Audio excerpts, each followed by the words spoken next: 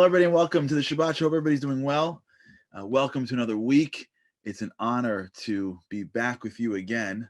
Hope everyone had an amazing week. We are in this incredible period of time. We're in this post-Purim, pre-Passover sort of holidays on both the bookend holiday season.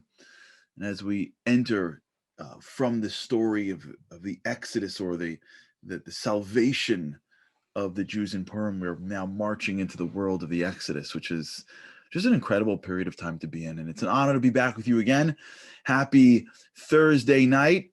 Happy almost Shabbat. Thanks so much for joining us wherever you are joining us from. You know, one of the things that we noticed quickly on the show is just the sense of community and what it means to every single one of us. When you wish us a Shabbat Shalom and we share with everybody where you're coming from and where you are, it creates a sense of community on the show. And it's important because wherever you're watching from, you may be in your own home, but you're not alone. There's no such thing with the Jewish people or family. And even if your family is not all in your house, because there could be someone in college and somebody in Israel and somebody here and somebody there, and there could be a lot of people in a lot of places. You're still family. In many ways, that's what it's like to be part of the Jewish community. It doesn't matter where you're from. It doesn't matter where you're living. It matters that you're part of our family. And we have similar life experiences, and we have similar weekly experiences. And one of the things that we want to do more of, and we hope to do more of, is showing each other, showing the different parts of our community. You know, when God brought the Jews out of Egypt, he could have made one tribe. He didn't. He made 12 because he wanted the diversity. He wanted to teach us that each group of people is different and unique. When you look at a painting, you don't just look at blue. It's the artists that paint beautiful paintings somehow merge all the colors together. It's the diversity of colors that make it good, that make it beautiful. And that's our community. It's sometimes hard for us to appreciate that people that don't look like us are not only as beloved, but they're necessary for us because together we make one tapestry called the Jewish people. And it pays for us to take a moment and learn about each other and see where each other came from and start to appreciate each other. And if we can do that on this show, I mean, what's greater than that? What gives more pleasure to God and what builds a stronger nation? When you look over to Jews that are different than you and you are curious about them and you care about them and you want to understand them, that's the majesty of our people. And that, by the way, is the majesty of the kingdom of God. It's not just one. There's room for many. Tonight's show is special because of the community that we're covering. And we hope to cover many communities throughout the year. But we thought that for tonight's show, we just finished hearing about the story of Purim. And the story of Purim came from a town, a city called Shushan, which is in modern-day Iran. We literally, the place that celebrated the past holiday is the topic of our conversation, the Persian community, the Iranian community. It's an amazing community.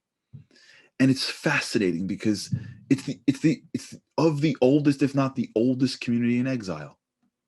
The oldest community that left Israel, that are still in existence, if you will, of the oldest. But it's also a fairly new community in America. And it was only until the late 70s, early 80s did the Americans get the benefit of the Iranian Jews coming in. So in many ways, it's new to the American experience, but it's the oldest in the Jewish experience. And so tonight, we are covering and celebrating the Persian community. I hope you stick with us all the way to the end because it's going to be fascinating, because if you're Persian, I'm sure you look at it and go, we covered it right or wrong. And if you're not, you'll get to learn about a group of Jews that is your brothers and sisters. So I hope you stick with us all the way to the end. Learn about it. We got a great program. Of course, this is sponsored as a program of the Carl Enoch Goldman Center for Jewish Values, dedicated by Jay Goldman. We thank you, Jay, for your dedication. We really appreciate that. We've got a good show coming up. We've got Dr. Daniel Tsadik, professor, an incredible individual, brilliant historian. We got Rabbi David Zargari, who's also joining us from Los Angeles. We've got the super fun Nas Aziz is going to be joining us. We got videos, we got prizes, rock and roll. And get ready, because the next 2 weeks is going to be about Passover. So much is coming up. I hope you stick with us. Share this with your friends. Of course, if you want, go to theshabbatshow.com, and you've got videos, extended interviews, what you see tonight.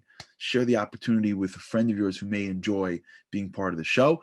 Of course, please give us shout outs, either on my Facebook page or here on Zoom. You're welcome to give us shout outs as well. We'd love to hear from you and connect you and connect each other to each other. And of course, we've got Kahoot coming up.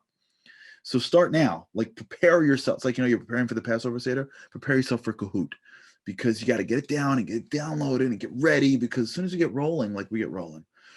So get ready for Kahoot. That's coming up as well. Let's start with a video that gives a short context to the modern history of the Iranian Jews. Check this out.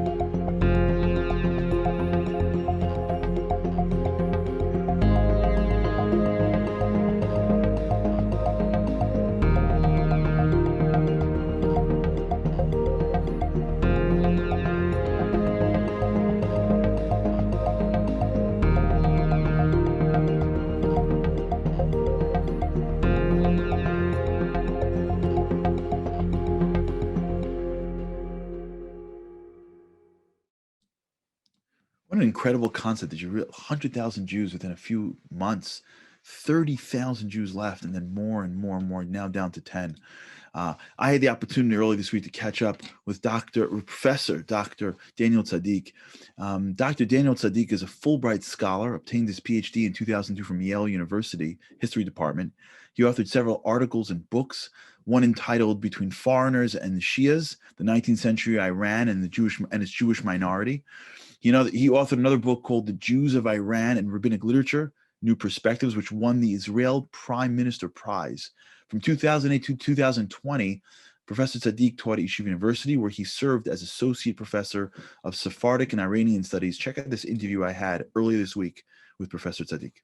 So it's really interesting. We're talking about Iran. We're talking about the Persian community. Share with us a little bit about, the Persian community. When did the Jews first arrive in Iran, and sort of how did that community develop? So the Jews lived in Iran from time immemorial, basically. We have some references to, in our sacred texts, right, in the Hebrew Bible, in the Tanakh, references to the exiles of Jews by certain kings of Assyria, Ashur, to certain places. One of those places is Media, Madai, Ari Madai, the cities of Media. We're talking about the 8th century before the Common Era, BCE. Oh, wow. So that's apparently the first reference to some Jews living in those places. Some scholars actually argue that a better starting point is that of the Babylonian exile, 586 BCE, where the Jews were exiled to Babel, Babylonia, Iraq, nowadays Iraq more or less. In 538, when Cyrus the Great, the Persian Cyrus the Great, Koresh, in the Tanakh is known as Koresh, allowed Jews to return back to Zion. Some of them indeed ended up moving back to Zion, to Eretz Israel, the land of Israel. However, others remained in Babylonia, and still others moved towards what we call today, what we refer to as Iran. So that might be another starting point. We're talking in any event about one of the oldest Jewish diasporas in the world. What has been the relationship between the Jewish community and the host countries over the centuries? Like, how far have they advanced throughout the years and the ups and the downs? Right. So as we're talking about more than 2,000 years of residence in Iran. So obviously there were good days and bad days, and indeed ups and downs and vicissitudes, no doubt about that. Under different dynasties, different kings of a given dynasty. I can refer to some examples if you wish. For instance, during Sasanian times, for instance, 226 CE to 650, more or less 651. So there were some good kings, righteous kings, as the Jews would call them, Malchei Chesed, referring to the Jews in a very positive way. And some of them even having some friendships with certain Jewish rabbis, as indeed documented in the Babylonian Talmud. At the same time, we know about certain cases of where Jews would be persecuted, would be seen as heretics, and so on and so forth. And this refers only to Sasanian times. We can move on and speak about Islamic days. Islam arrived in Iran in 651, more or less, mid 7th century. To begin with, the Jews would be seen as second-class citizens by Islam, and this concept is known as dhimma, protection. They would be granted the protection of the government, the Muslim authorities. At the same time, this protection would be granted to them as long as they follow certain laws, conditions, limitations. Certain rulers, certain dynasties, some would sometimes force the Jews to wear a certain distinctive type of attire, a hat, a funny hat. Obviously, if you wear a weird hat, people would be able to recognize you and then stone you, spit on you, etc., etc. They would also be not be allowed to establish no synagogues. Only those synagogues that were in existence at the rise of Islam, mid-7th century, would be allowed to be renovated officially. On the ground, there were different things happening. In some cases, we know about new synagogues also established. Bottom line, this concept of the dhimma would mean subjugation of the non-Muslim believers in one God. People of the book, Jews, were included in this particular case. I can move forward to the beginning of the 16th century, when a new dynasty took over Iran, the Safavid dynasty. That was a Shiite dynasty. And Shiite Islam would be imposed on Iran from the 16th century on. Some unique characteristics pertaining to Shiite Islam is the concept of impurity of non-Muslims.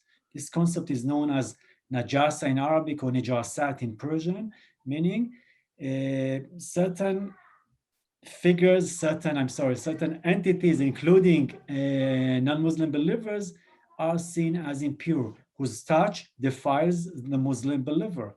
We know about certain cases when Shiite religious scholars, Shiite ulama, would not allow the people of the book, Jews included, to go outside in rainy days, snowy days, because in Shiite Islam, water transmits pollution. So if the water touches the Jew and then touches the Shiite would be defiled. How do you survive over centuries? Like, how does the Persian community stay this strong for that long? The secret of survival is basically their adherence, very strong adherence to Judaism. Despite all odds and pressure, and sometimes even massacres and tough periods, there were good periods, no doubt. But despite the tough periods, Jews decided to remain Jewish, to stick to their Jewishness. Things started to change in the 70s. And if you can take us through that a little bit, what happened in the 70s? From the early 70s, Iran goes through major crisis, economic crisis more than anything else. Major demographic problem was also taking place. And all that ended up, and many other reasons, which I can't really elaborate on right now, led to the revolution. There was a variety of groups within Iranian society that felt that the Shah should be overthrown. obviously the fact that Khomeini, the leader of the revolution, was known as not a, how should I say that, not necessarily as a very pro-Zionist person. He was anti-Zionist, anti-Israel, every now and then coming up with anti-Jewish statements. And following in the next few years or so, many Jews left Iran. They are very much still, those who moved outside Iran, you see them, they are still in many respects very Iranian, sticking to their the language. You simply all you have to do is go to either Great Neck or Los Angeles and some other centers and see them. They stick to their language. They are proud of their Iranian heritage. At the same time, they are very Jewish, and they don't forget that, and they never forgot that. It's an amazing thing. Well, thank you, Professor, for spending the time. It's so fascinating. One of the beautiful parts about this show is that we really have the opportunity to show each other aspects about each other that we just don't know. And I know that from all the different backgrounds that we are blessed to be a part of as a Jewish people, we've gained a lot learning from you today, and we thank you for your time. Thank you so much. Thank you very much. Good luck. Thank you. That was Professor Tsadik. That interview was much longer. If you want to go to the ShabbatShow.com, I think it's even up already. Don't watch it now, obviously.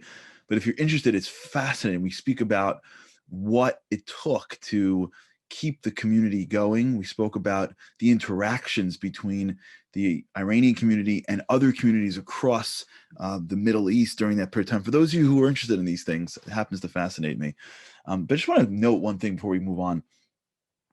Imagine being somewhere for thousands of years, and then just in a few years, basically having to get up and leave. It's scary. I want to just pause that for a minute, because that's been a very similar story for our ancestors throughout exile, sitting in a location for thousands of years, and then all of a sudden it gets to be too hard and you migrate and you have to get out. Just imagine the upheaval and the confusion. It's just such an interesting story that our people have gone through so many times. We're part of society, and then some new leader gets up and doesn't like us much and makes life unbearable. But the good news is that we keep on rolling. We don't get knocked down. We end up where we are and maintain our traditions and keep on going. And that's the story of the Iranian community. There's a beautiful story of the Jew in the Iranian palace. It's a beautiful video we found. Check this out.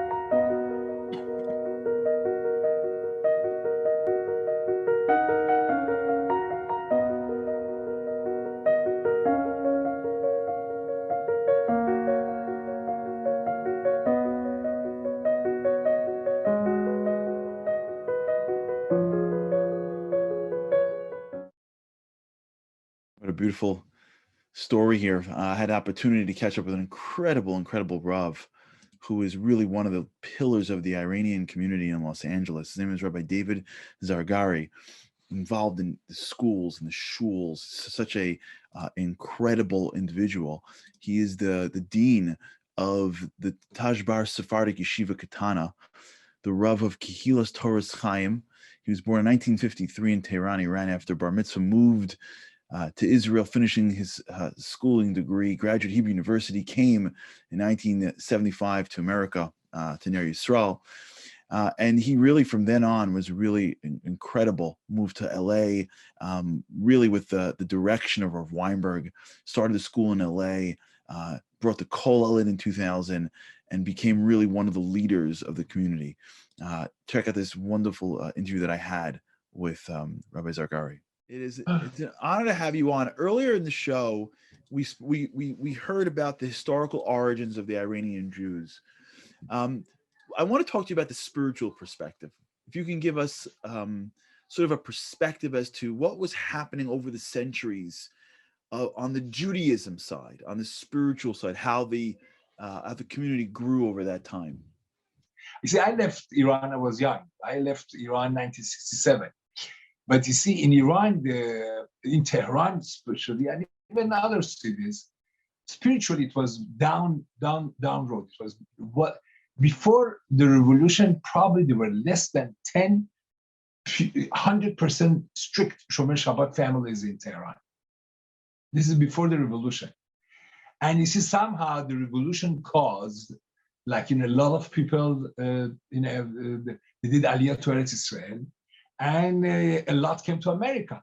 We have now in Los Angeles probably close to 60,000 Persian Jews in two communities, Big Pico Robertson and Valley, and also in New York, Great Neck, etc. Probably I would assume in the New York area, probably 20,000, Persian Jews. And you see, spiritually, it has been unbelievable uplift. The level of observance, etc. Right? It has been phenomenal. We have Baruch Hashem schools, we have kollelim, shuls, many shuls, and it's really very similar to the Purim story, right? That's how the Jews accepted, they came back to Hashem much more than before Haman, right? This Hasarat Tabak, this removing of the ring, the Gemara says, of Haman caused the Jews to come back to Hashem, and this has been repeated without any doubts. You see now, Baruch Hashem, like in LA, we have close to, as I said, 60,000 Persian Jews. Wow. We have over 20, probably at least 20, 25 shuls, some larger, some smaller. Baruch Hashem, a lot of young rabbanim. Yeah. That you're very, very active, and mostly it's outreach. Being Syrian, the Syrian community is a world into itself. It's a show into itself. Each Sephardic community is a world into itself. The Sephardic community, we couldn't do justice in an hour to the Sephardic community. Share with us a little bit about what's unique about the Persian community. Each community has their uniqueness. What do you think are some of the things that make the Persian community unique in a way that maybe an outsider wouldn't see? Now, the Persian Jews, we have been basically on the receiver's end since we came. But recently, we are giving back to the community. And one of the contributions, at least in LA, and I'm sure it's not just in LA, right? The Persian Jews basically revitalized the Pico Robertson. Pico Robertson in LA wasn't a very vibrant, Orthodox community. Persian Jews, definitely, they have revitalized the Pico area. We have a lot of shuls, we have kollelim, we have schools, and it's not just on the receipts. Right now, we are building a mikveh in my shul, and it's not just for us; it's for the whole community. Yeah. Last night we had all the rabbanim, Ashkenazi, Sephardi, everybody coming together. It says it's Parashat Vayakel. The gematria is mikveh. The mikveh is Vayakel, is bringing everybody together. All the tribes and Pico, we have everything. You start like you have Tiferet Teiman, you have the Moroccan, Teimani, Persian, Hasidim, Ashkenazim, We have everything on Pico. Yeah. But with Baruch Hashem, we are coming together. Like, this mikveh brings us together. Also, a lot of kosher markets, etc., and restaurants, right? It's very vibrant. It's really Persian Jews added a lot. Let me ask you one last question, and I appreciate you taking the time with us tonight. Share with us, if you can, one custom that no one would know about, that is something that is only the Persian community knows, but nobody, if you're not Persian, you don't know it. Anything really, whether it's a food or something that goes on. Like, is there something that just pops into your head that is something that we can all learn about? That is there like an insider? It's an inside move that, unless you were born. I think now it became very common knowledge. Probably, the Gemara talks about all kinds of gimmicks to keep up the kids the night of Seder. Right. It's Dayenu. Dayenu is when it comes to the time of Dayenu with scallions. Everybody starts hitting each other. Is that what you do? You hit each other with scallions? The kid keeps. It's a lot of fun.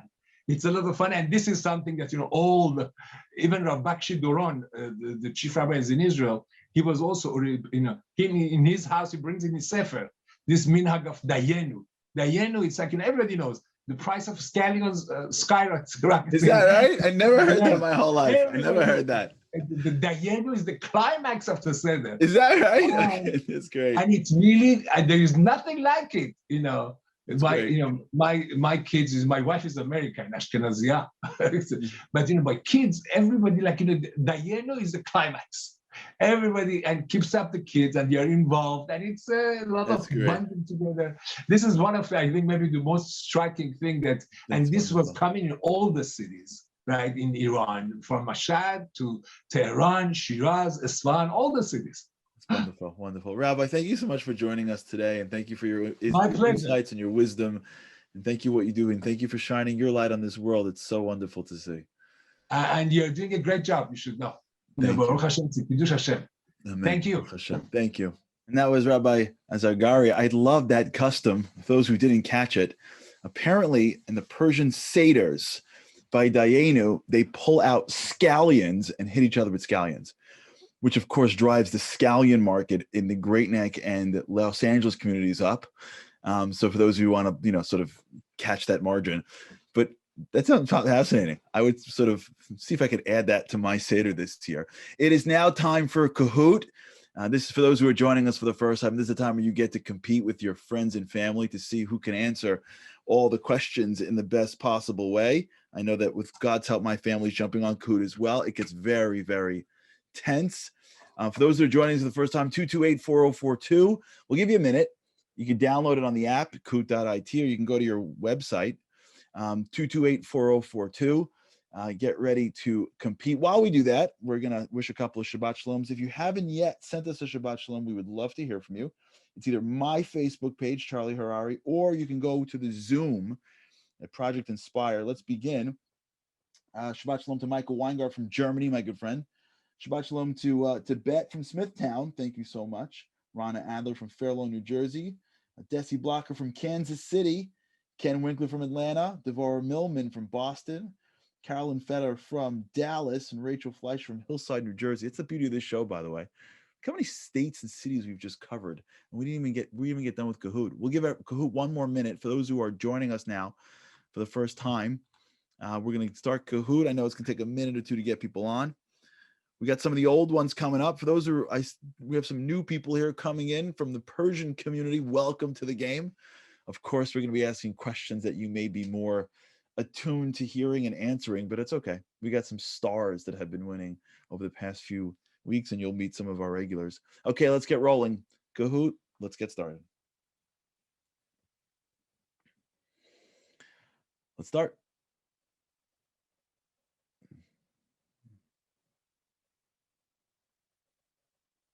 Which of these are classic? Which of these are a classic Persian dish, which means bottom of the pot?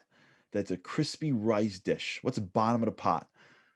Gundi, koresh gimeh, tadig, or sabzi. I hope everybody's liking my accent. Tell me how I did. I'm Sephardi. I'm just channeling my inner Sephardi on this one. Shabbat Shalom to Rochelle and Michael Kurzer from Toronto. Shabbat Shalom to Roger and Erica Matlow from Southampton, New York. Shabbat shalom to the Silvers in Highland Park. 5 seconds left on question 1. 2 of you, Lynn from Miami Beach. Shabbat shalom. Answer is Tsadik. I knew that, by the way. I did. I've got Persian friends who talk about how awesome that is. I don't believe Tsadik is, that's phenomenal. Tsadik is leading now. I'm sure he got, or she got that answer right. Mitch, Win It Don't Matter's back. Win It Don't Matter is a significant player here. Gundi is another one of the choices is here as well. And Ladybug. Okay, everybody, let's keep on rolling. I can see we got some Persian representatives today. In which year did Persia take on the new name Iran?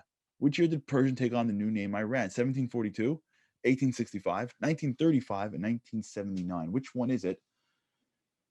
To Sharon from Virginia, Shabbat Shalom. To the Novaks from Toronto, Shabbat Shalom, welcome back. Of course, to Rivka Tyler, our Patriots Rock representative, Shabbat Shalom to you. Shabbat Shalom to RM in Baltimore. The Mervis family in Silver Spring, Shabbat Shalom to you and welcome. Let's get to the end of this question. The answer is 1935. It's a long time for a name Persia to last as long as it did. Mitch jumps on top. Gundi stays on. Bubby R is back. Bubby R took us by storm a few weeks earlier. Bubby R is still a hero in my house. Chedva B and Eminem. Wonder if she's from Detroit. Okay, number 3. Let's go. This week's portion by Yakel describes the menorah in the temple. How many lamps did the menorah have? How many lamps did the menorah have in the temple? 6, 7, 8, or 9? How many lamps? Shabbat shalom to Roger Matlov. Shabbat shalom to Suzanne Bernheim and the Bernheim family in Birmingham, Alabama. 14 seconds left. Joan Kodesh from Ohio. Shabbat shalom. 4 seconds left. The answer is 7. So a little bit of a trick question because Hanukkah is 8. People got it. Mitch on top. Gundi still there. Bubby R climbing. Guys, just for those, Mitch and Gundi, I'm just letting you know, you better watch Bubby R. Chedva B and Persian Party. I'm telling you, this is going to be great. Okay, let's go. Last question. What was the name of Moses' mother? Sarah, Jessica, Yocheved, or Miriam? Moses' mother. Answer quick. You get extra points for how quickly you go. 17 seconds left. Shabbat shalom to Stacy. 9 seconds left. Trying to get my last Shabbat shalom. Oh, Nas Aziz. Shabbat shalom to you. I'm looking forward to having you on next. Get ready for Nas Aziz coming in. Here it is. Last answer is Yocheved. We ripped that one up. Okay. Let's see how we did. 3rd place. Bubby R. Places again. Bubby R. Gundi. And the winner is Mitch. Congratulations. I think Mitch is new. So whoever you are, Mitch, identify yourself. Chedva and Persian Party, welcome to the party. We appreciate you guys joining on. We had some new contestants this week. It's competitive, man. It's competitive. Shabbat shalom to Linda from Annandale, Virginia. Thanks so much for joining us. Helene from Boca Raton. Thanks so much for being here. Rivka Mansour, thank you so much. Shabbat shalom to you. Okay. This next video is a Passover prep video because it's almost Passover time.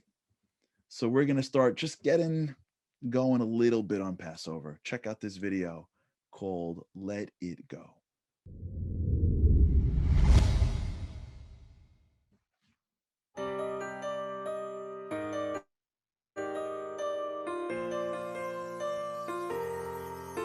The 10 plagues came, the Egyptians proclaimed, the Jews are all now free. Personal liberation, like splitting your own sea. Miracles do happen, freedom comes every year. Seder, matzah, wine, Passover's here. Stuck in a rut, trapped by the grind. Every time you feel you're left behind. Cravings enslaved, plagued by self-doubt. I want out. Let it go, let it go. Throw your chametz to the sea. Let it go, let it go. Passover means being free. I don't care what they're going to say.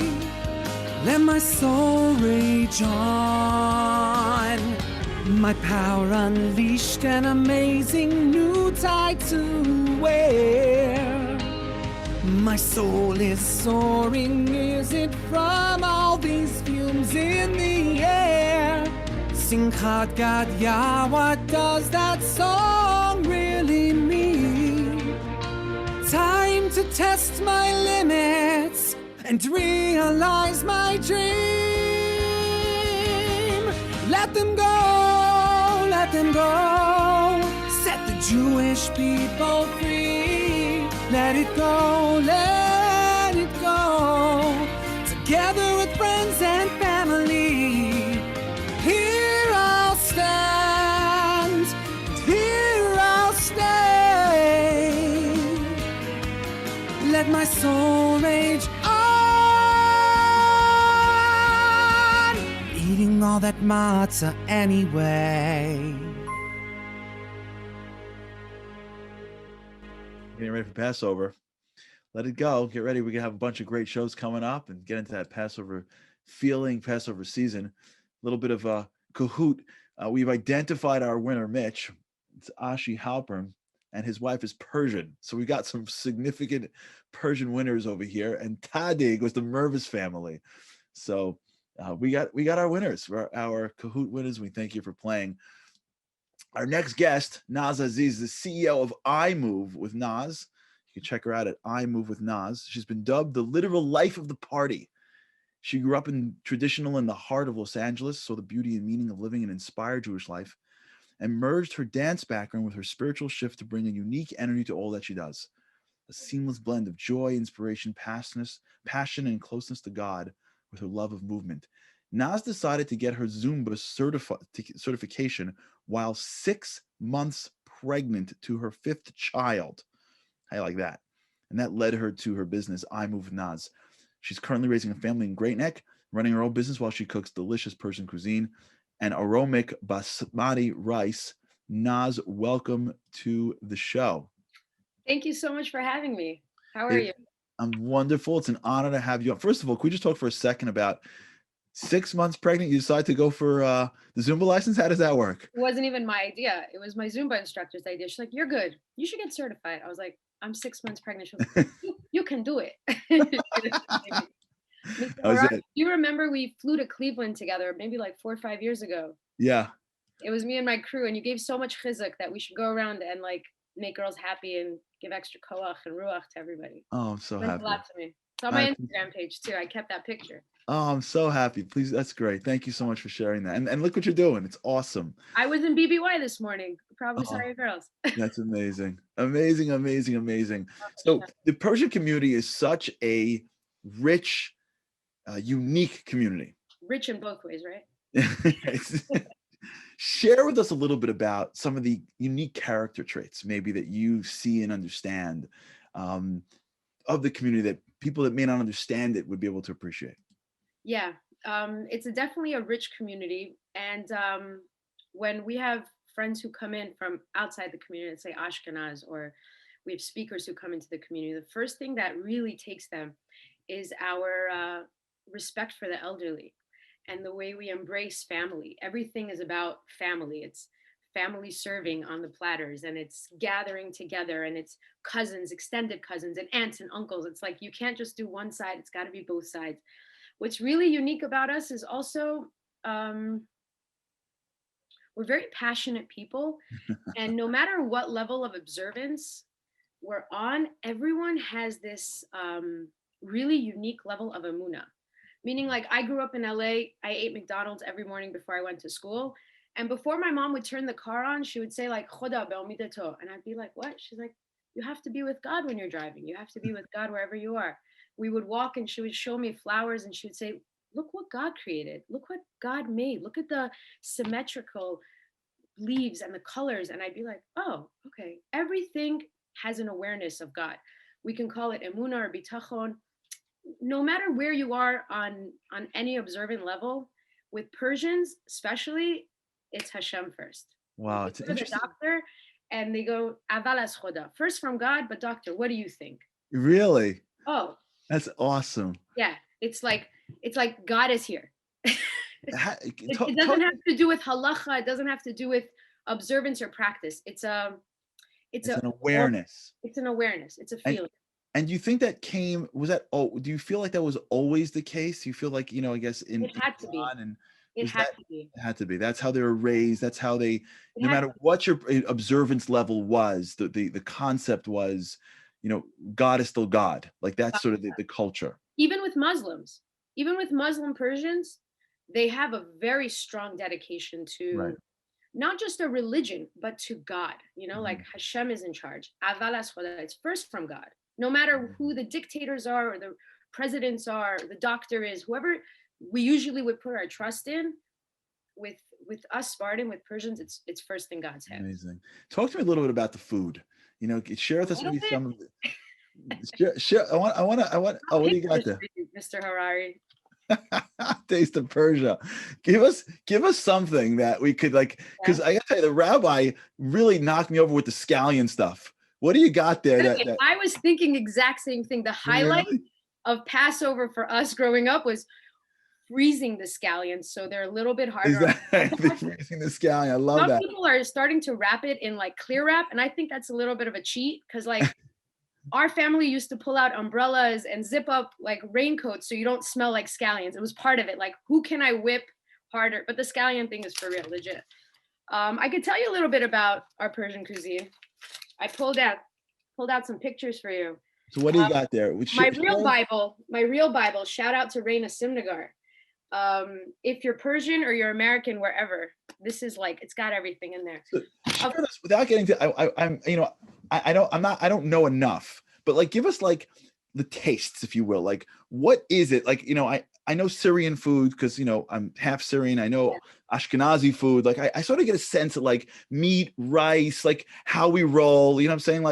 This Ashkenazi side, margarine, whatever it is. But give us a little bit of what is the underlying, sort of food groups in the Persian home.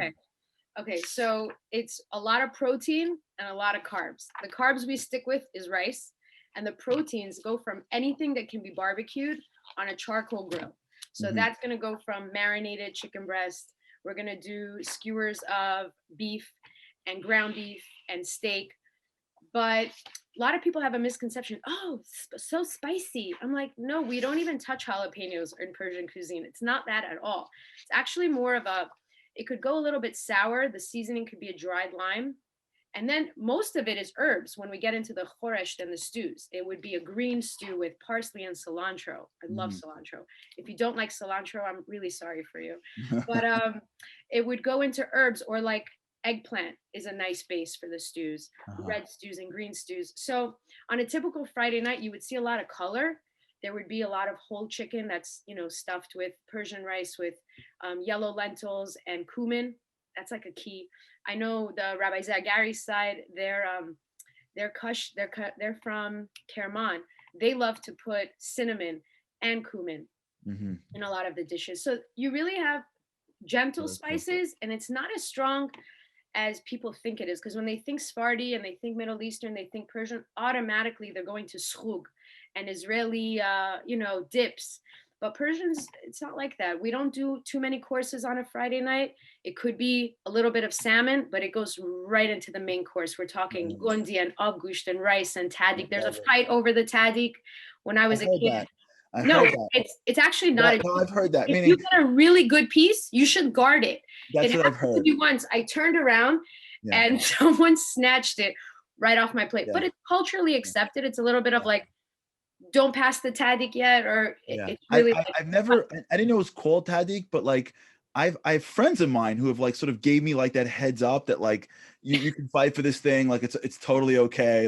I've gotten that. There's an American person at the table. We're like, Bishnagu, don't even tell them what tzadik is. There's not enough to share. We're not. Right. It's we're actually very generous. Don't waste it on the American. But not when it comes to tzadik. I wouldn't share a piece with you. I hear that. If there's an Ashkenazi at the table, you don't give the Ashkenazi tzadik. He won't really appreciate it. It has to be gefilte fish. and we keep Right, the Tsadik right. on the I side. heard that. I heard that.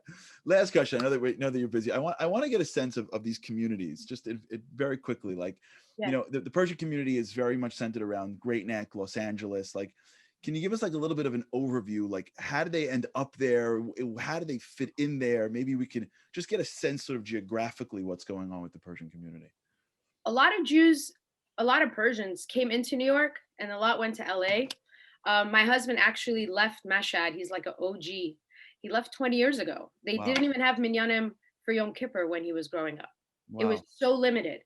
When they came to Great Neck, the Mashhadi community, who my husband is Mashhadi, I'm Tehrani, they really invested in keeping things together, keeping it tight, the culture, the family. Very much like the Syrians, they came out with their own rules.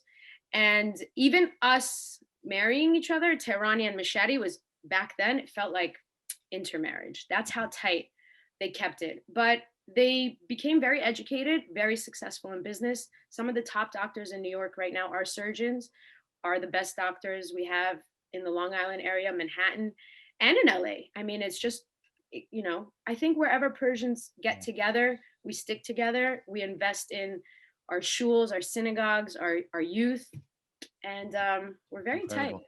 And I can tell you, thank God I was given the opportunity to speak at a Persian shul in LA.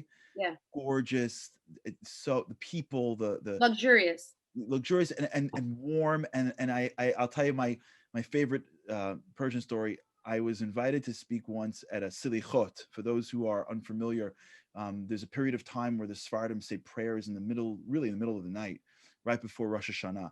The Sephardim do it much longer than the Ashkenazim do it. So I was invited to do a speech, and the guy called me and he said, "Yeah, you're in." I'm like, "Yeah." He's like, "Be there at 2:00. I'm like, "No, I'm sorry, I do 2:00." He's like, "AM?" I'm like, "It's gonna be me and you." He's like, "Just be here at 2:00." Like, he's like, have a coffee. And I rolled into the most beautiful shul. It was a Mashhadi shul, gorgeous. The place was jammed, men, women, kids, adults, jammed. And we were done, and they said, "Time to pray." And I'm like, "Are you guys serious? Are we just starting?" You're rocking. I was like, it was unbelievable. You remind me of something that when I was growing up, the few times we would go to shul, and now when I go to shul, I stare at the older grandmas in the shul, because I think they're the closest thing I'll ever get to the Baba Sali. They, like, when the Kohanim come out to start to Duchan Shabbat day, they're people, I think, are elevating the way they're concentrating, the way they're davening, the way they literally go like this. They grab the air and they kiss it and they put it in their eyes. And I'm like, what is she doing? Yeah, like, yeah, if you just watch a grandma, a Persian grandma in shul daven on a Shabbat day, they reach for the Torah, and it doesn't matter the level of observance. I'm telling you, it has nothing to do with it. There's just this like love and connection that you will feel. Very true. Very true. Yeah. Something very special. And everybody, you're welcome to come to Great Neck. We have so many schools here and schools. You're welcome to come for Shabbat anytime. Our house is always open. This is the guest room, actually. Anytime, Rabbi, you want to come over. Thank you. And Nas, thank you so much for being on the show. Thanks for what you do and shining your light. I know the work that you're doing is so critical and important. We thank you for who you are and what you do, and thanks for being part of the show. Thanks for reaching out.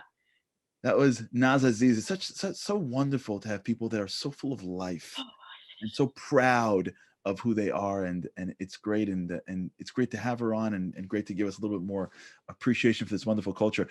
We spoke a little bit about food. Now Persians have this incredible menu. There's one food that I mentioned there that I'm learning about I think it's called gundi. It's like their version of a matzah ball. But check this out. We've got this great video about Persian cuisine. Check this out.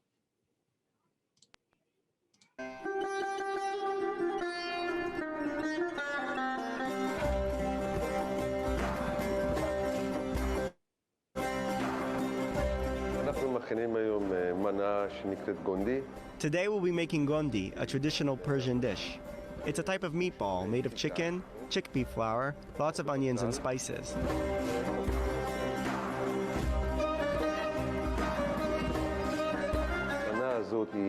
This dish was created by the Jewish Persian community. Most non-Jewish Persians aren't even familiar with it. You can find gondi in every special event celebrated by Persian Jews. Sabbath dinner, for example, wouldn't be Sabbath dinner without it. הוא חייב להיות. עליתי ארצה בשנת 77. I migrated to Israel in 1977, before the Iranian Revolution. I brought my love for cooking with me. I learned how to cook traditional food from my parents, and this love inspired me to open my own restaurant in Tel Aviv.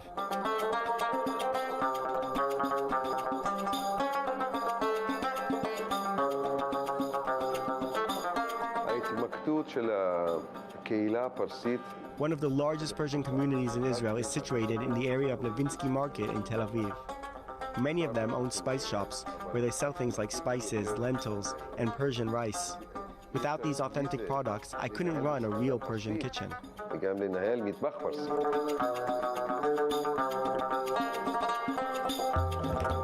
ההרכב הוא משרה את המטבח הפרסי, לא The יעזור. combination of spices reflects the flavors of authentic Persian cuisine. Cardamom is the most dominant spice along with cumin. It's almost impossible to separate myself from my roots and my identity. אני חושב צריך להתגאות גם שאני פרסי. I'm proud to be Persian and cook food that people love. של המטבח, ואנשים אוהבים את האוכל שלי. I think these days Persian food is some of the best in the world. הכי טובים בעולם.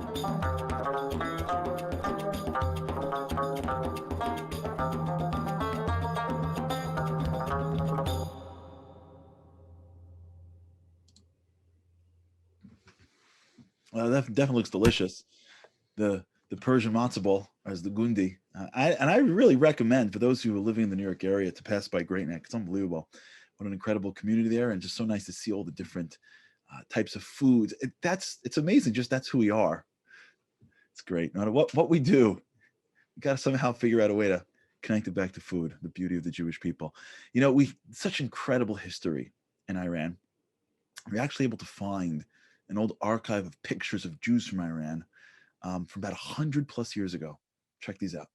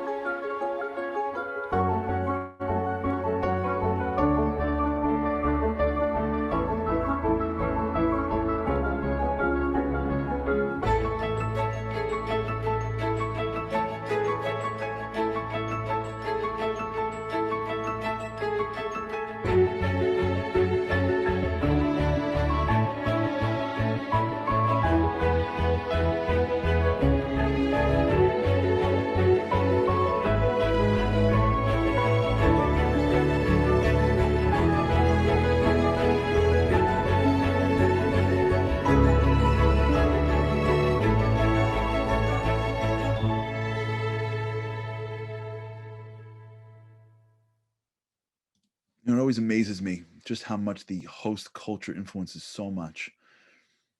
And when you look around at the different cultures around the country, around the world that we've been able to take from and connect to and bring back, it's really, really special.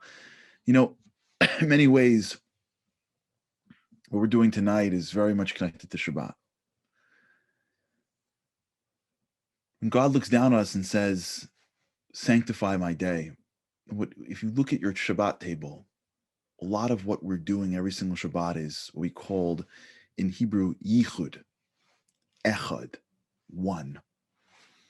So much of godliness is the returning from many to one. So much of the Shabbat, there's the Shabbos table in the week, is God's way of saying your week was so separate. Monday and Tuesday you had this and you had that and you had this. When you come bring it down and you sanctify me and you realize that I'm in the middle of this world, you realize that it all comes back to one.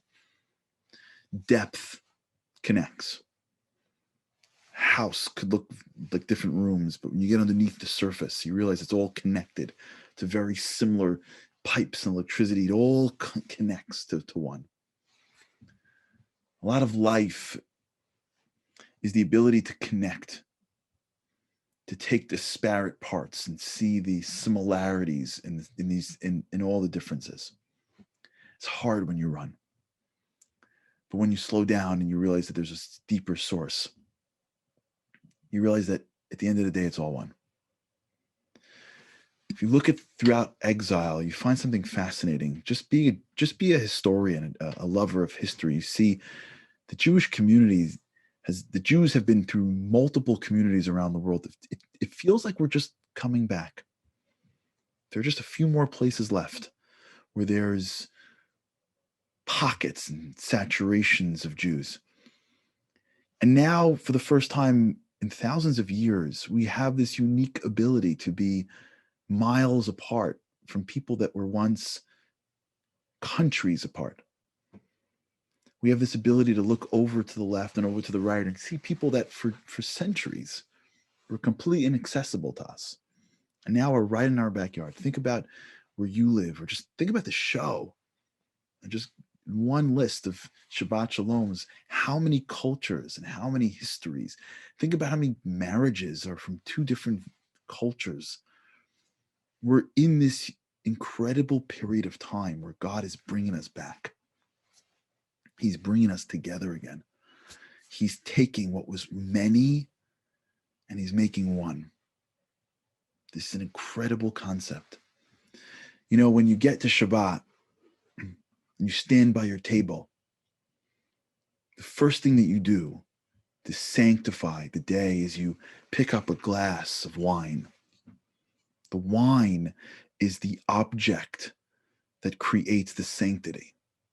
You always see wine by holy times, weddings, brises, Shabbos in, Shabbos out, holidays in, holidays out, Seder. And there's so many lessons of wine, but let me share with you one, and maybe you can think about it this Shabbat as you make Kiddush. In every single type of juice, if you will, when you take a juice and you squeeze it, you take a fruit and you squeeze it and you make it into a juice, it maintains its same value. Orange is orange juice, apples, apple juice, with one major exception, and that's grapes. Grapes have a certain value. But when you squeeze them and you take all these disparate grapes, and as opposed to having it hang on a vine and have 100 grapes, you squeeze it into one vat. You bring it together.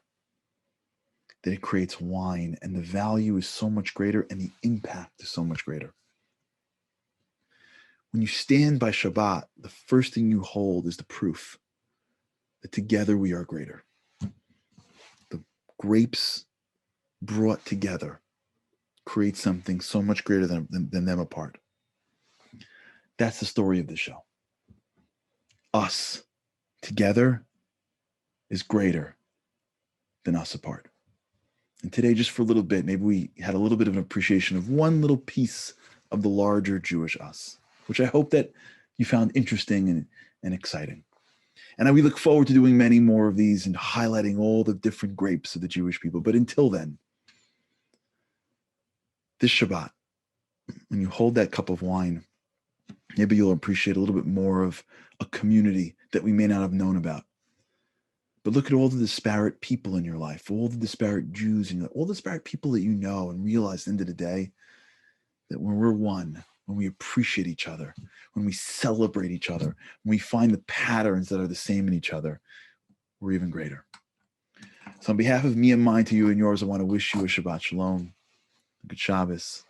I hope and pray that next week we can do this in Jerusalem, but if not, I hope to see you back here at 8 o'clock as we start to prepare for Passover. So I wish you a great weekend, a good Shabbos, and a Shabbat Shalom. We together call it I do, with every generation they take one, raising the haters, then I shim hit the pavement, blazing the savers, then the world asks where they went.